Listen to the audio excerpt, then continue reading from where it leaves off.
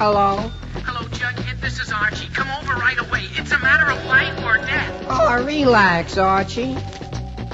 Attention, all true believers. Marvel Comics is on the air.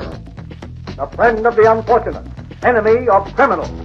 In reality, Dan Garrett, a rookie patrolman, loved by everyone but suspected by none of being the Blue Beetle.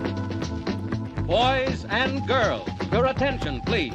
Presenting a new exciting radio program featuring the thrilling adventures of an amazing and incredible personality. Faster than an airplane, more powerful than a locomotive, impervious to bullets. Up in the sky, look! It's a bird, it's a plane, it's Superman! 10, 9, 8, 7, 6, 5, 4, 3, 2, 1. Hello, everybody. Out here in smoky California. I am not that near the fires. It's about 20 miles away, maybe a little more. The nearest one is the Eaton fire, and it would have to go through a bunch of cities and cross 3 major highways before it got to me. So I think I'm pretty safe for now, knock on wood. But man, you turn on the news and that's all that people are talking about is the fires and the celebrities who are losing their homes. James Wood, Denise Crosby, just the list is huge. I know some people who personally have lost their homes. Yeah, it's amazing. And I'm a little disappointed at the number of people who are using this to make political points. It saddens me that that's where we are in the world. That people think that this kind of a tragedy is the time to point fingers and, lay blame, when it should be the times to help your neighbors and for prayer and for good thoughts. I saw somebody who literally posted in response to Denise Crosby saying that she had lost her house, that I'm sorry for your loss, but you're a celebrity. I'm sure you'll be fine. I'm worried about the little people. Just because they're a celebrity doesn't mean that the loss of all of their things, their memories, their photos, their hopes and dreams, the stuff that they've built their life around, that doesn't make it any less tragic just because they've got money.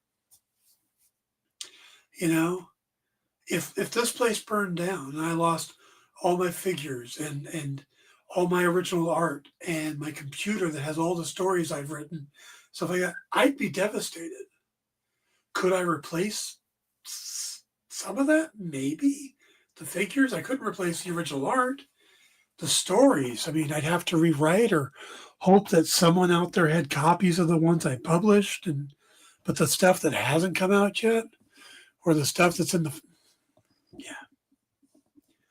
Look, if you're looking at like James Woods and saying, I don't feel bad for you because you support Trump, or if you're looking at Denise Crosby and saying, I don't feel bad for you because you have money, that's not how we're supposed to be. That's not being human. That's not being a good person. That's being petty. So let's hope that changes, that people stop doing that and love thy neighbor again. We'll be right back.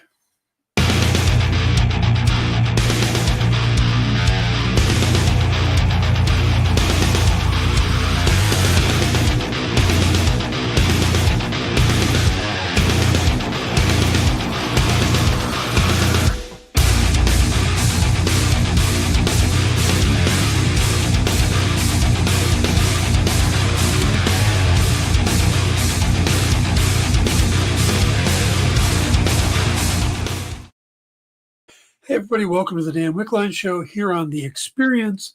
Remember to stick around today. We've got What's in the Box, and we've got Kicking It with Henri tonight.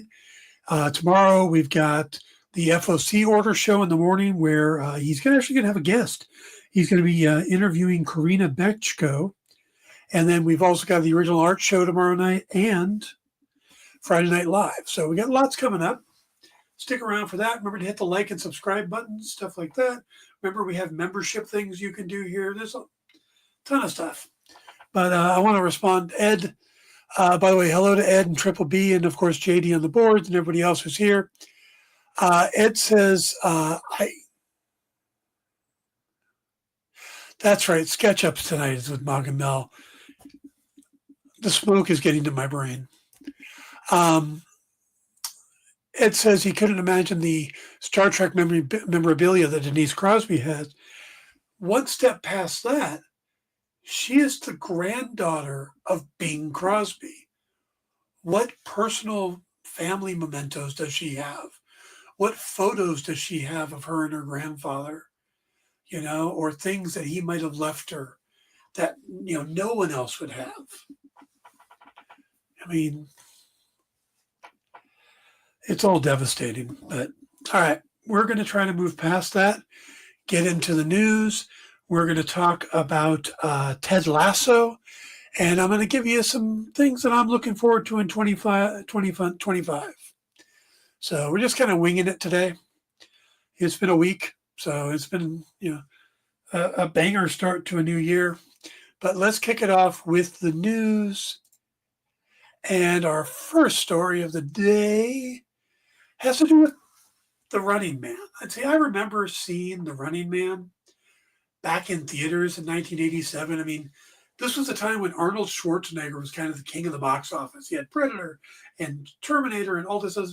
So a new Schwarzenegger movie came out, and you probably went to go see it.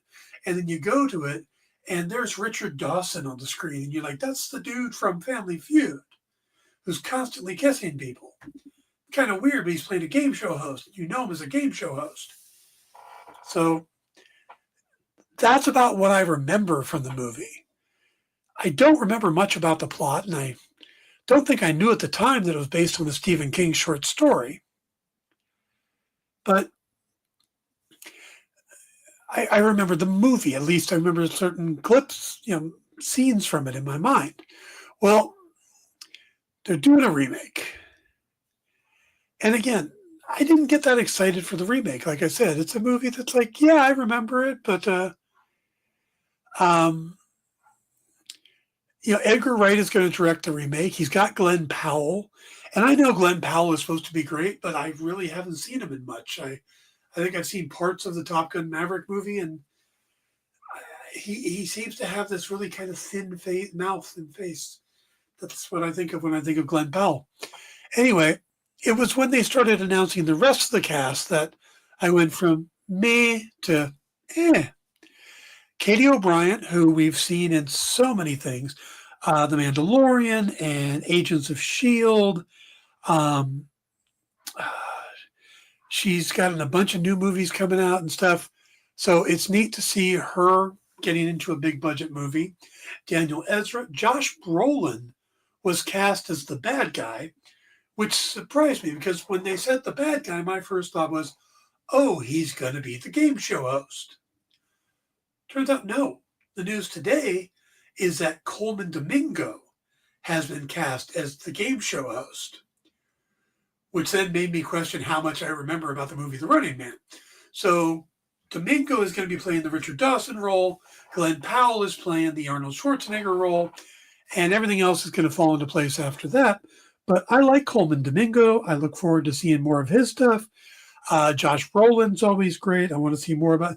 So now I'm in the category of, yeah, I want to see this movie. But again, originally it was like, oh yeah, there was a movie called The Running Man, and I remember seeing it. So, all right, moving on. By the way, hello, Kenneth. All right, you guys have heard me kind of go off about the social media and stuff, and these sites that drive the internet rumors and stuff. And the newest one has to do with whether Robert Pattinson's Batman is going to end up as part of the DCU. And while I was pretty sure that was not going to happen, I thought we already had that answer. But then a few things happened, and it has fed this narrative of, oh my God, it's going to happen. It's going to be Robert Pattinson and David Corenswet in the same universe.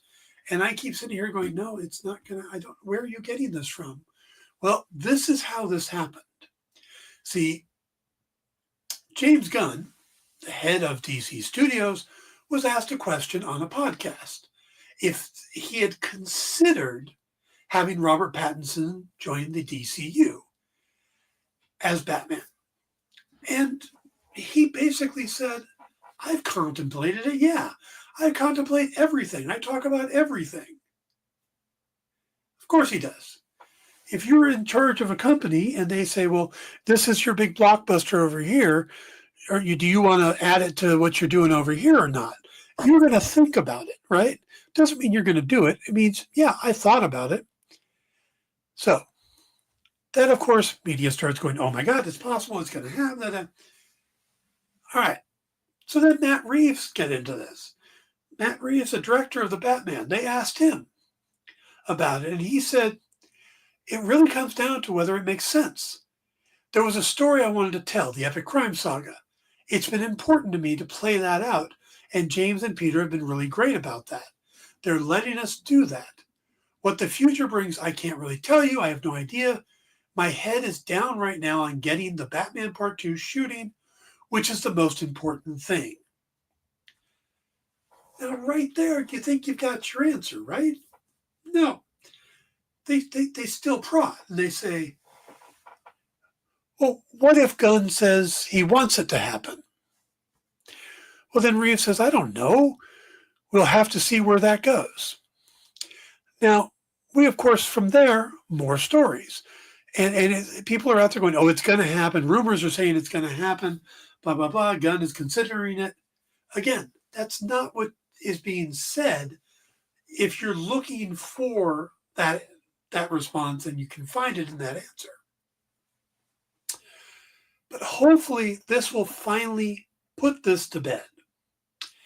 Andy Muschietti, the director who's currently attached to The Brave and the Bold, the movie that Batman's going to be in the DC universe, where it's him and Robin. When he was asked about it, he made it clear. He said, as everyone knows, the Batman, featured in The Brave and the Bold, will belong to the new DC universe. It's quite obvious that Matt Reeves' Batman is not part of the new universe. However, DC and Warner Brothers are moving forward with the second part of Reeves' Batman series, which is widely reported is expected to be released around 2027. That means the next Batman movie will take some time before we see the light of day. So there's a lot of trying to read between the lines going on around here. No, I'm not saying there's a chance. I am specifically, JD, saying there is no chance. Okay?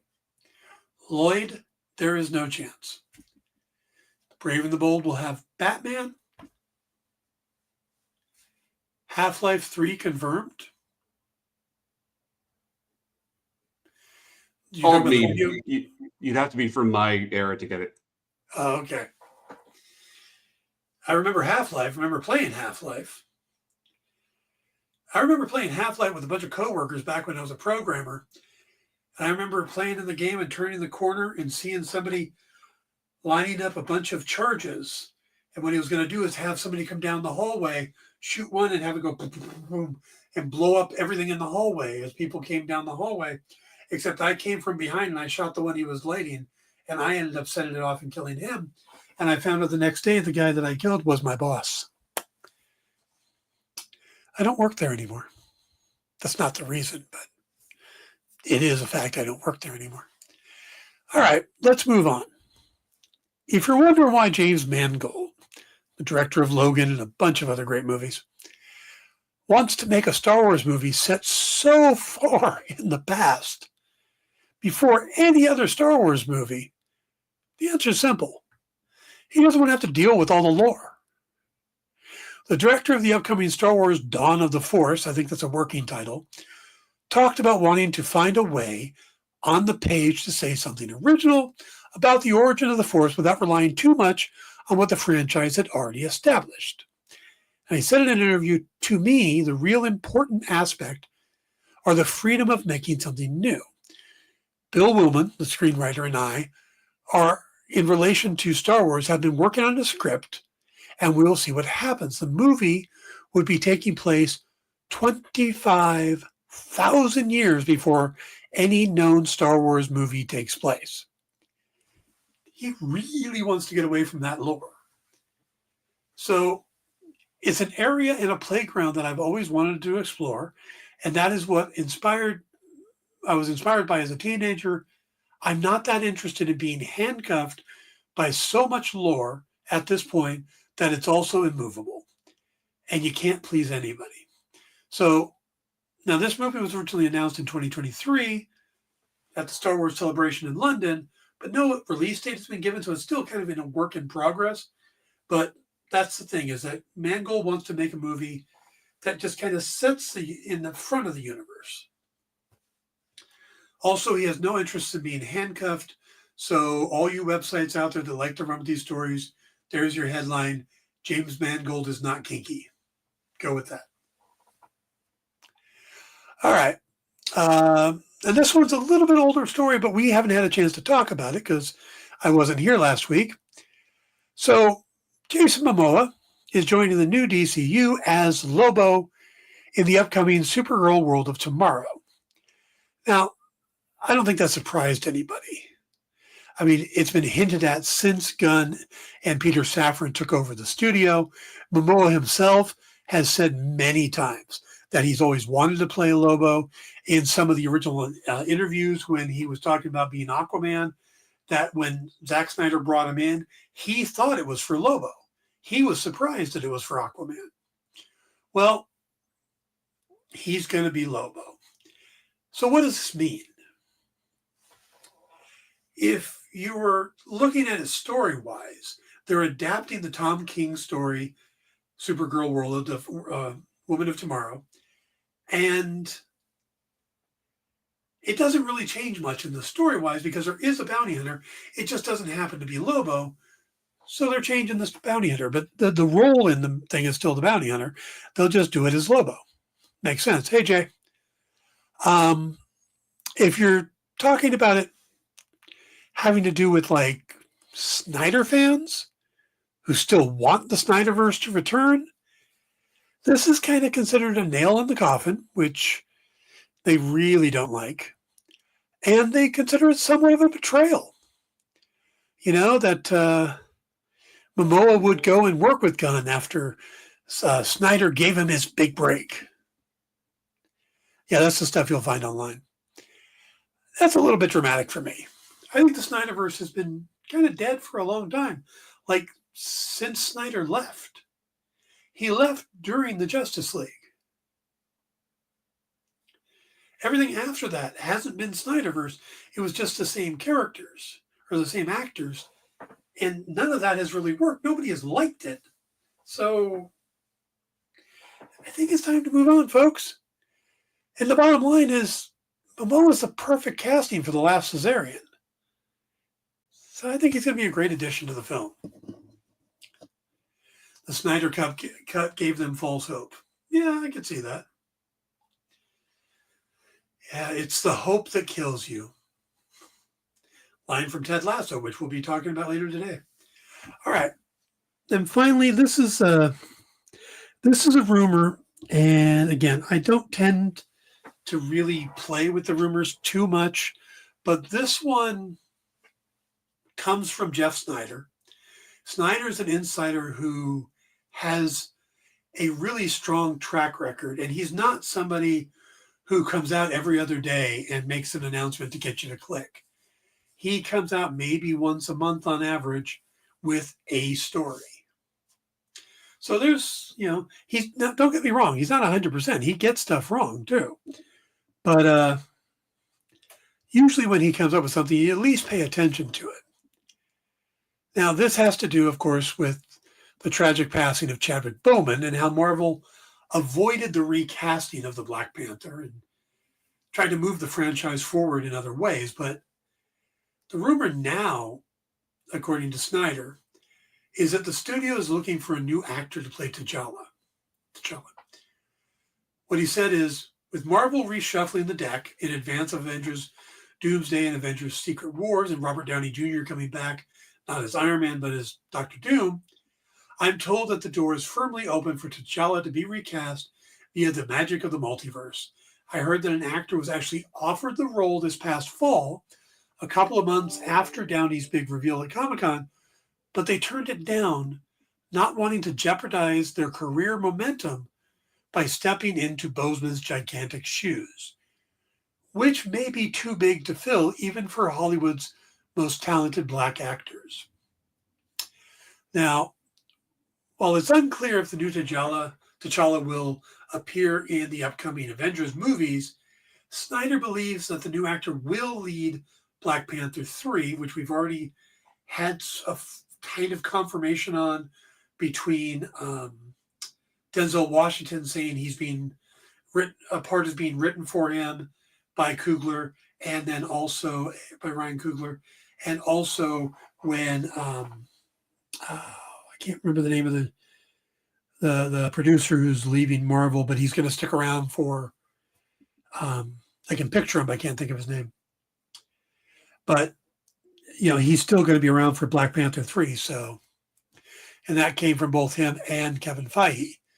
So Black Panther 3 is happening, and it looks like Ryan Coogler will be part of the new casting process, with the idea, according to Snyder, that the recasting, Coogler will be part of it to ensure that everything will be handled with the utmost care and in consultation with the Boseman family.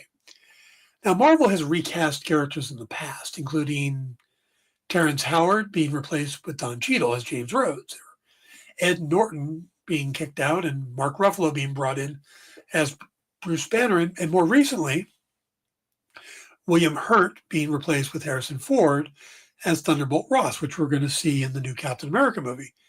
While Hurt, like Boseman, passed away, causing the need to recast, the character of Ross didn't quite have the cultural impact that Boseman's portrayal of T'Challa had, which is why I think Marvel kind of hesitated to recast him in the first place. They didn't want to insult people or to insult his memory. I think they wanted to honor him. So, but I think now is time to move forward, and we'll see how they handle it.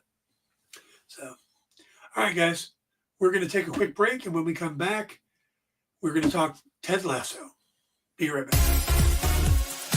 Did you know that Arthur, King of the Britons in Monty Python and the Holy Grail was played by a famous Graham?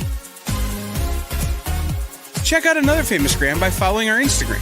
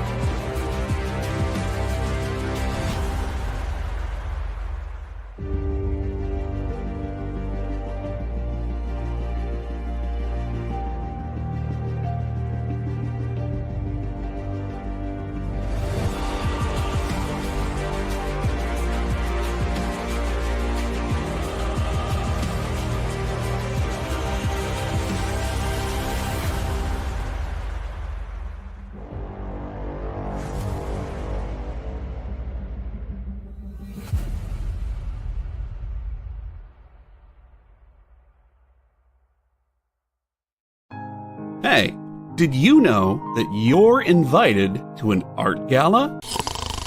No, I mean the fun kind. It's SketchUp with Mog and Mel. Welcome back, everyone. Thanks again for joining us. Featured guests talk about their new projects. So it takes place in this fantasy world where the world has kind of lost its stories. And life as an artist. The hope was that you could make some amount of money when you exited art school. While the ever-changing artist panel draws new works live in front of your eyes. Oh, I like that. Working on the And shadow. that's sexy.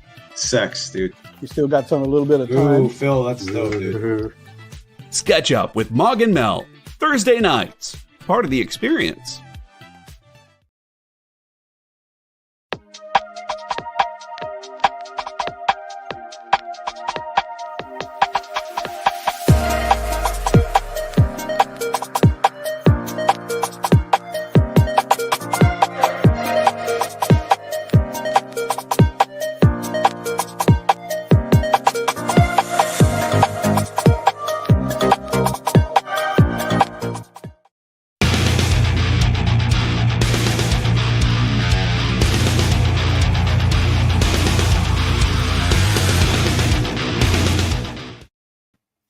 Hey everybody, welcome back. All right, we are going to talk about Ted Lasso. Now I realize that I am very late to the party on this. And the reason is because I didn't have Apple Plus or Apple TV. Because let's be honest, how many streaming services can we have? I mean, I have Paramount Plus and I'm watching Star Trek. I started watching Star Trek Strange New Worlds, absolutely loved it. Watched some Lower Deck. We're going through Picard right now. I have Hulu and Disney and Max and Prime and Netflix and Peacock. Yeah. That's a lot of different shows.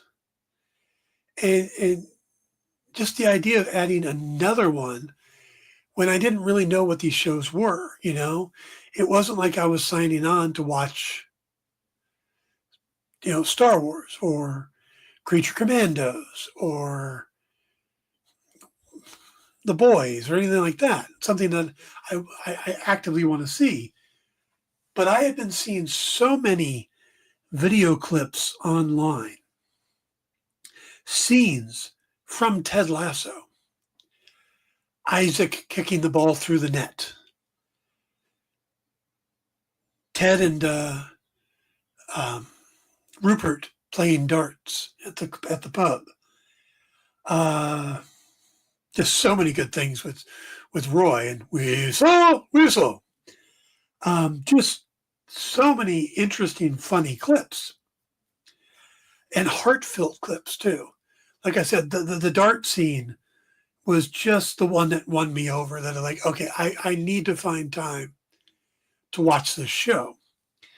And this past weekend, the 3rd, 4th, and 5th, Apple had a free weekend. And Lisa and I made a list of these are the shows we want to try.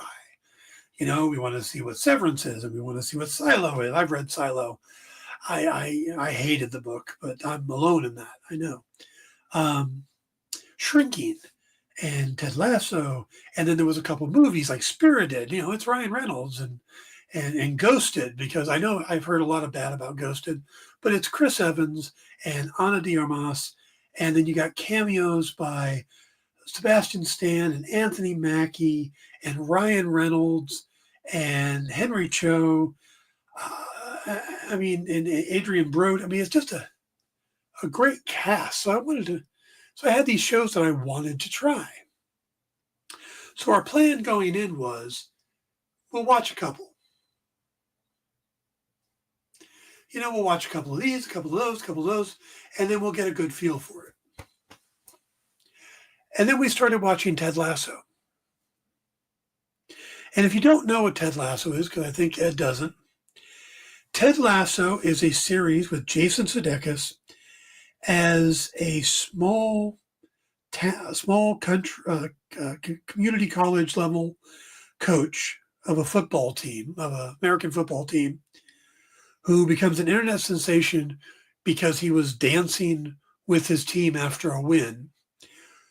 He gets hired by a Premier League soccer team or football team to go over to London and coach soccer.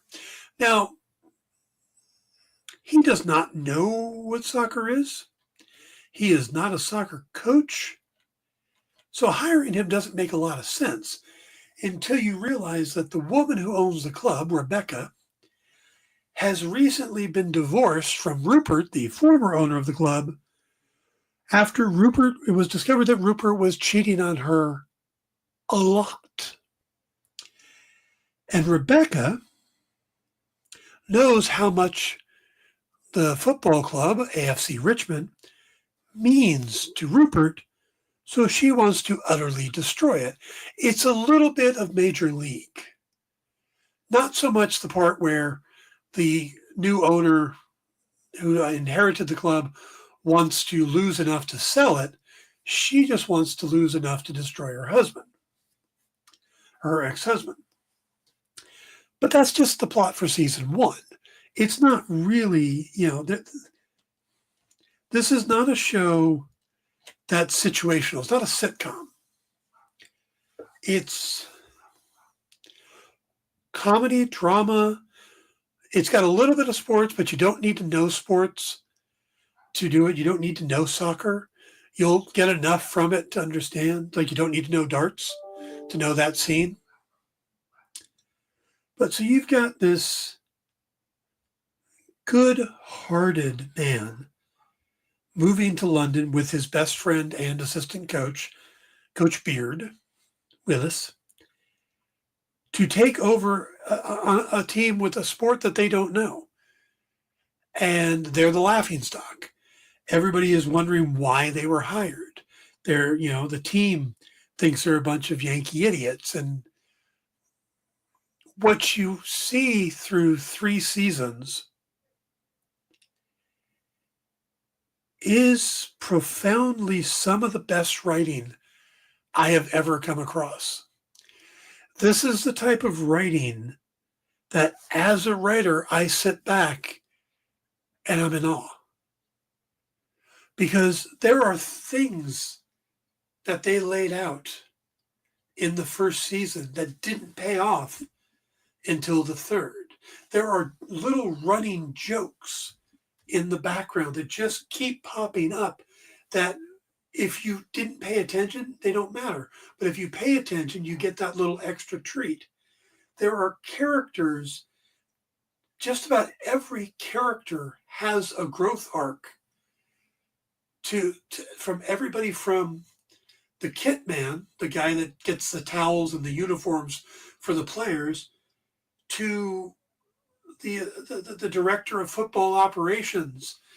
You see him go from really not knowing anybody on the team to hosting a Christmas party and just about everybody showing up.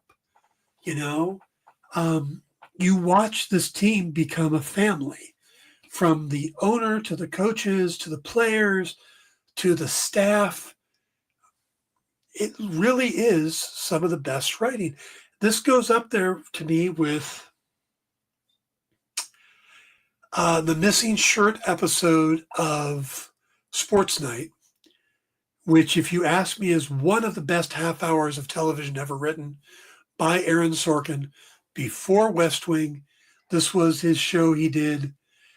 And the missing shirt episode is something anybody who wants to write scripts should watch.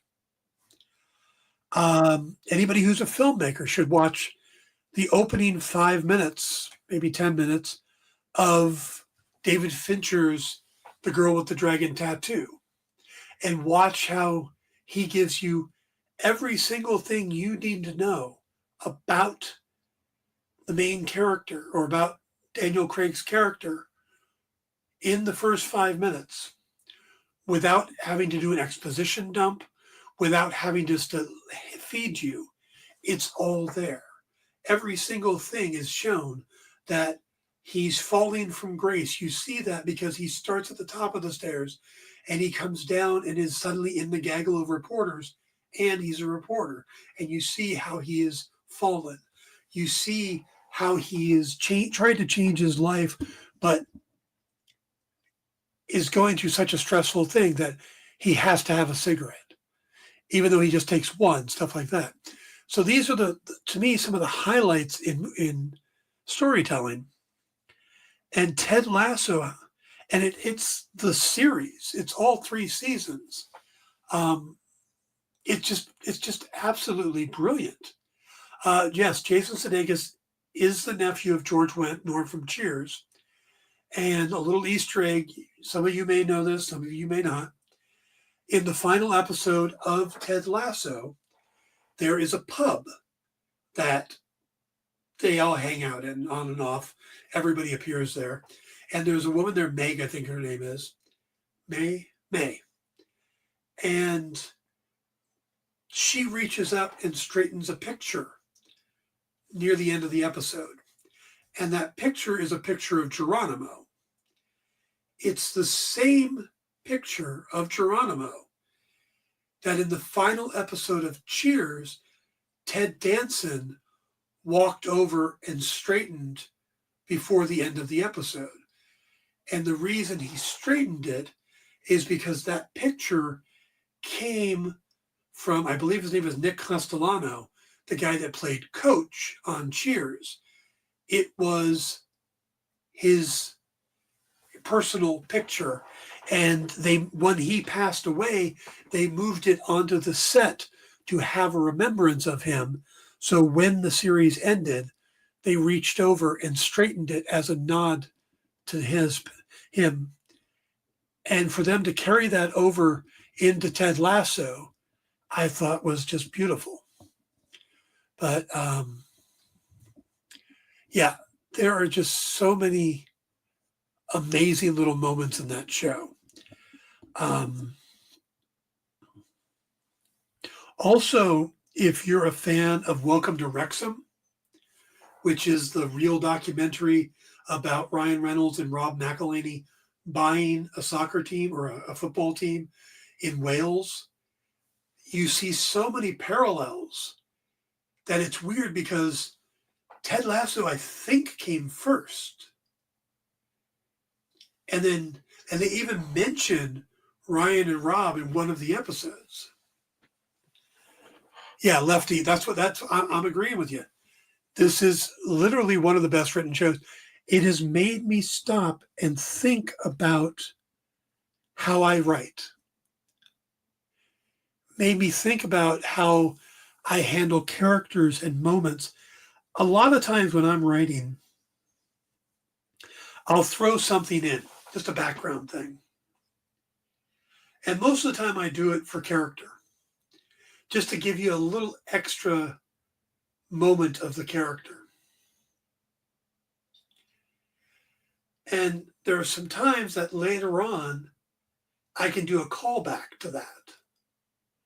And most people won't recognize it, but some will. And to me, those are my happy moments. Those are my ones that I'm like, yeah, this is really good writing. This is when I know I'm in my zone, is when I can do things like that. Or when the characters start moving the story forward on their own type of thing. So, yeah, it's 3 seasons, Ed. 10, 12, and 12 episodes. So, yeah, we sat down Friday night and we got through the first season and started the second. And then the second night we got through second season, started the third. And on Sunday night, we finished it with about 2 hours left before midnight. And yeah, we snuck in a movie. We snuck in Ghosted, by the way. Not as well written, but a fun, silly movie. But anyway,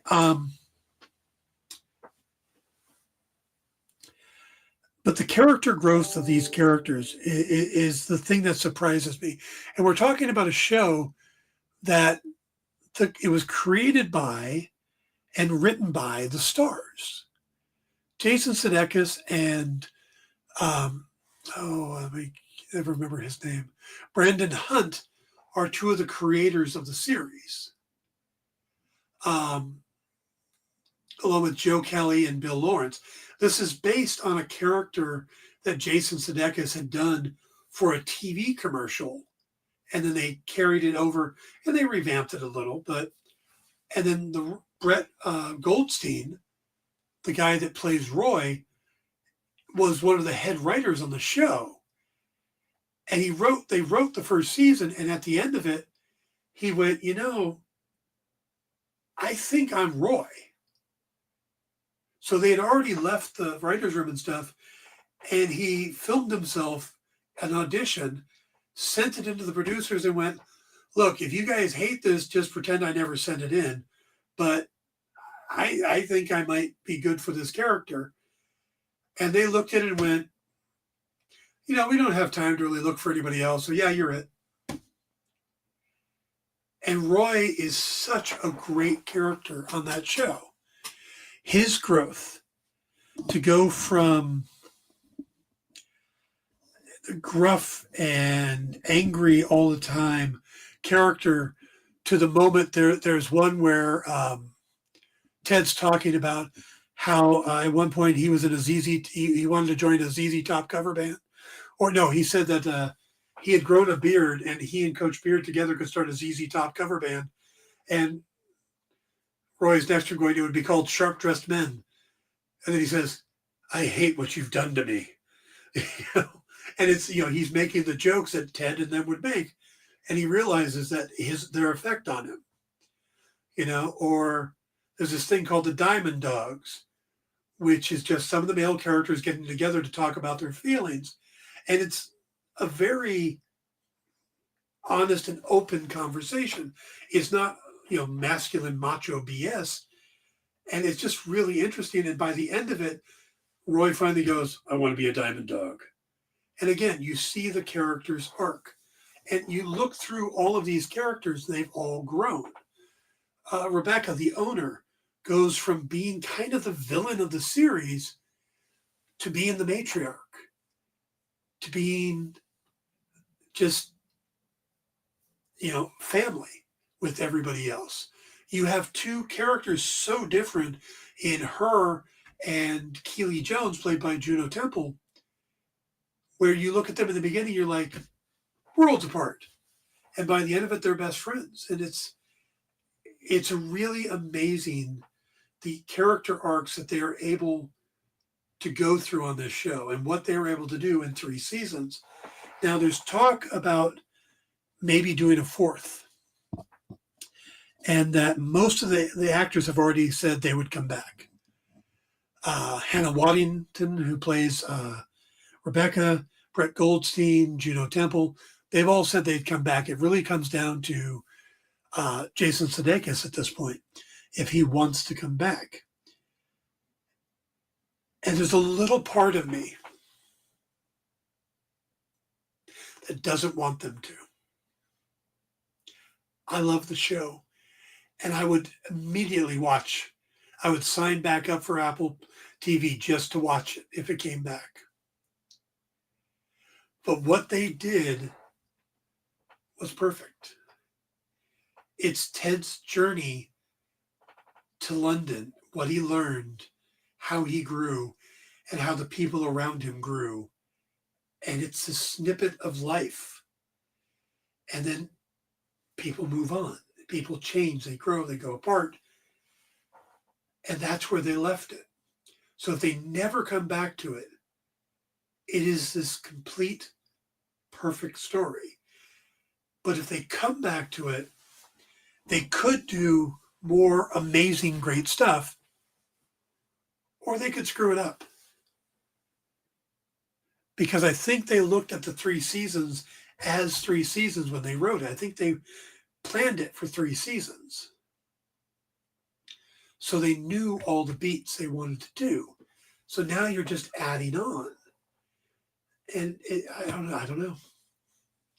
I think it would be better if they don't come back. So I'm torn on that one. I really am. What do you guys think? Do you think it should come back? Lefty says it's all connected. Everything pays off from all 3 seasons. Exactly. Callbacks where it started and everyone has changed. Yep. This is so well planned that there is a character, a throwaway character you wouldn't think about, who sees Ted in the airport at the beginning of the show, in the first episode. And he comes up to him and goes, hey, you're the guy who's the coach from the scene on Dancing, and you're going to take over AFC Richmond. Wicked, yeah, you're a legend. And he goes, can I get an Ussie? And he's like, what's an Ussie? He goes, well, it's a selfie, but both of us are in it, so it's an Ussie. And then later in the show, I think it's Roy, when he's out looking for a dentist for his niece, ends up coming to that kid's house. And the kid wants an Ussie. It's like, oh, it's a callback. How cool. But you get to the final episode, and Ted's heading to the airport. He's walking through the airport. Bam, that kid's there again. It's the bookend to the show. And that's the kind of stuff they did. And like I said, everybody gets story arcs. Colin, Isaac, Leslie, Leslie Higgins. Like I said, he went from being just a business guy to, we know about his family. We know they all showed up his Christmas or his house for Christmas. He got to play jazz in a club in Amsterdam. The new Kitman Will had a story arc. Even the turncoat Nathan had a story arc. Rupert had an arc. Everybody got an arc. There really wasn't. I mean, there's a couple of soccer players like Bumper Catch or, the French guy, Zorro. Maybe their stories weren't as developed. But I mean, there's a lot of characters. But most of them, even Zorro, had some level of growth. The name change, or I don't know. I'm just really impressed by the show. We jammed it in to get all of it. We didn't watch anything else other than that. Let's say we watched that. We had enough time for Ghosted, and then we turned it off because it was about to go back to being a pay channel for us. So if you get the opportunity, if there's another Apple TV weekend coming up, or I think Apple does a free week that you could do, Ted Lasso's worth it. Really is one of the best written shows I've ever come across. So, all right, guys, going to take a quick break. When we come back, I'm going to give you some things that I'm looking forward to in 2025. Be right back. Download our app on Google Play and the App Store. It's so simple, even my mommy can use it.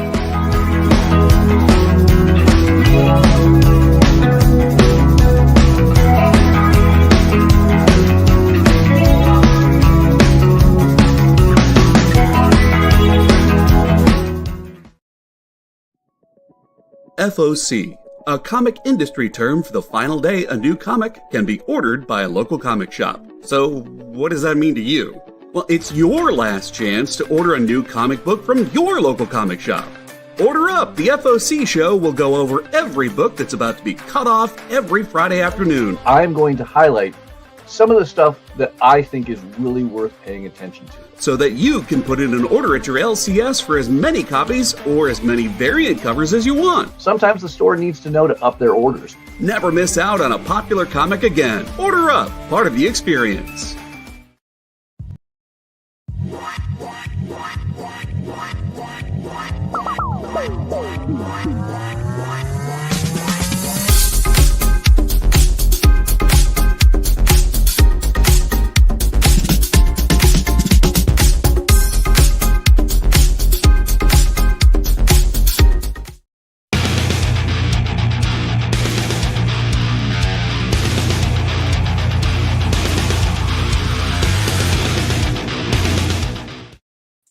Hey everybody, welcome back to the Dan Wickline Show. Please hit that like and subscribe button. And remember to stick around.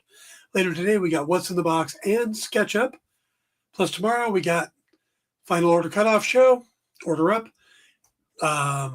Original Art Show with Nick, and Friday Night Live with Comics Unlimited. So come in for all that. Topic for Saturday, I personally would love to see Alan Rich's Reacher as a graphic novel. That would be good. I would absolutely love to read that. I would even more like to write it. But all right. So okay, when I was making this list, I felt bad because there are some great things that are coming up that aren't necessarily in my wheelhouse, or things that, I picked 10 that I'm really looking forward to, but I put some on this honorable mention list because either they're not things that are in my wheelhouse, they're things a little lower down, or I'm not 100% sure they're going to come out this year. I think they are. I like that, Jay. So my honorable mention list, and if your show isn't on this, I'm sorry. Last of Us Season 2. Now, not my gig. I'm not a post-apocalyptic guy, but I understand this is a brilliant show. I've watched a couple episodes, and we're going to get Season 2. 28 years later, again, not a zombie guy, but I understand the brilliance, and I know a lot of people are looking forward to this.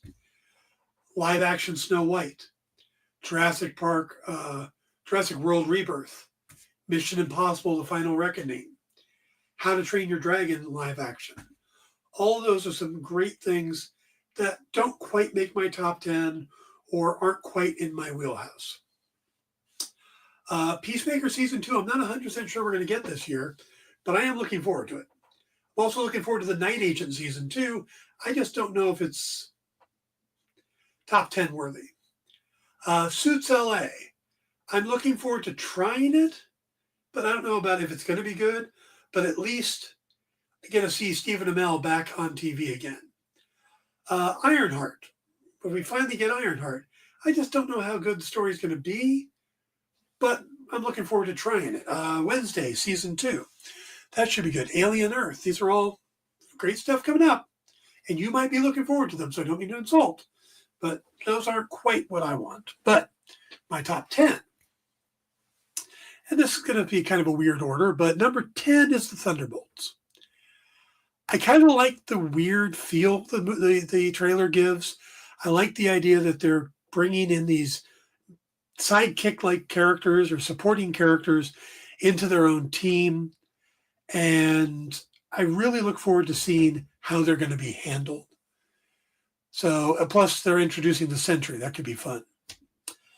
Number 9, Percy Jackson and the Olympians Season 2. Absolutely loved the first season. So much more than I liked the movies. Movies were pretty good. Loved the first season. Walker Scoville, so good. Can't wait to see the next one. Number 8, Wonder Man. I know we've been waiting for this for a while. It's Destin Daniel Cretton, Yahya Mateen, Abdul Mateen II. It's Ben Kingsley back as the crazy actor from Iron Man and Shang-Chi.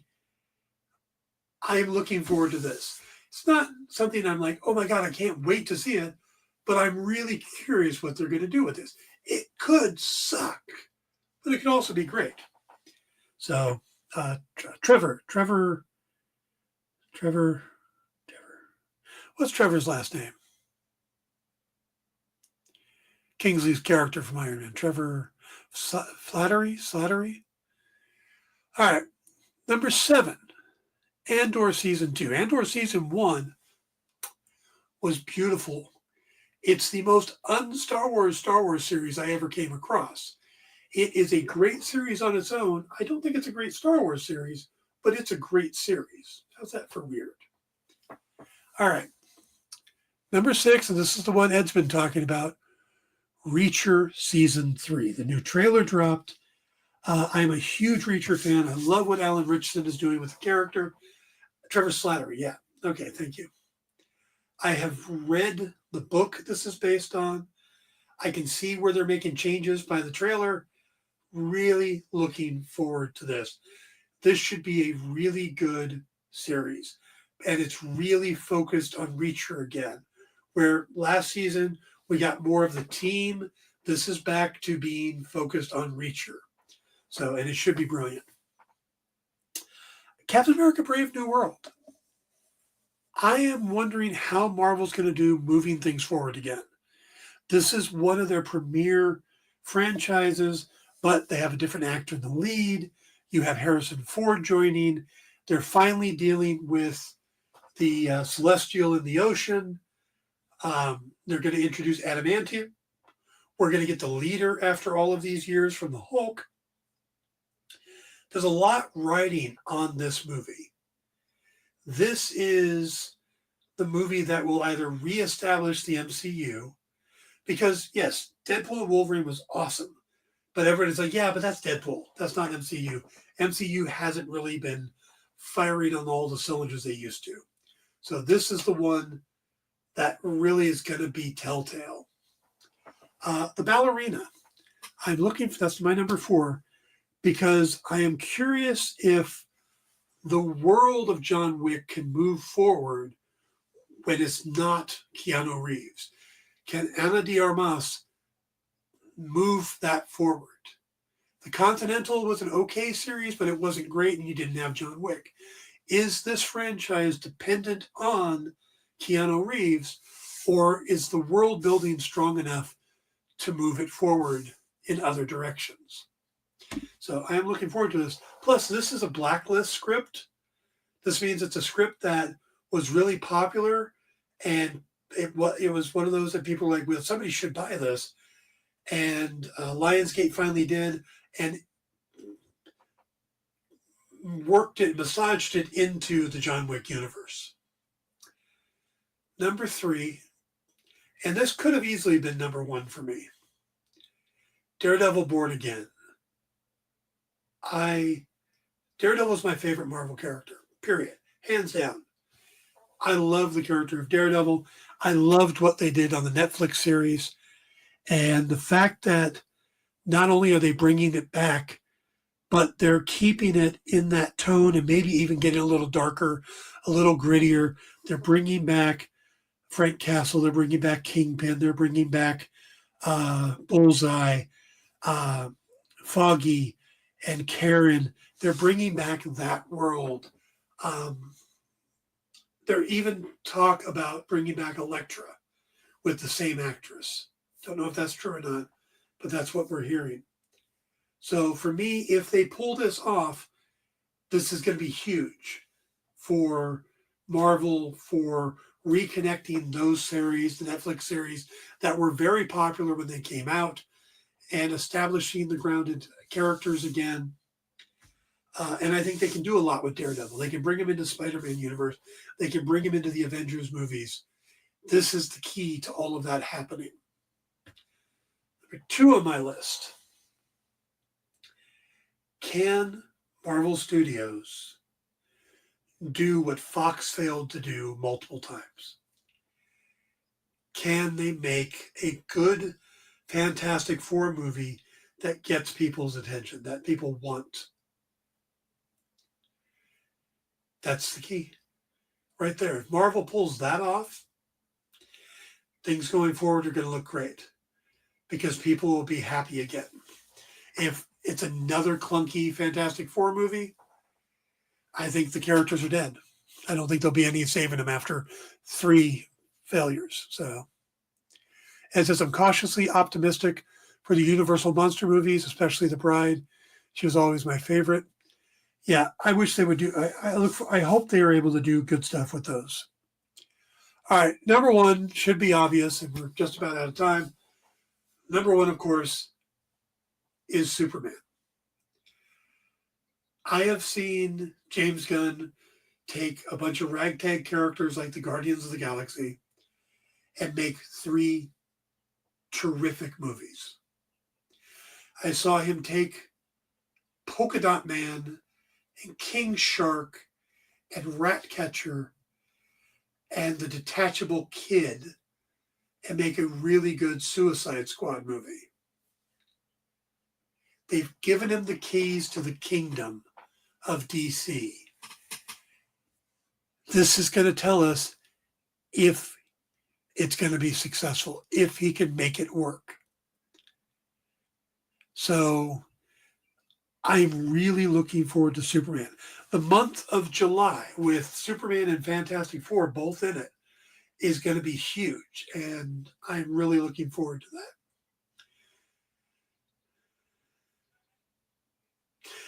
I was about to drive out and beat up Ed. I really was.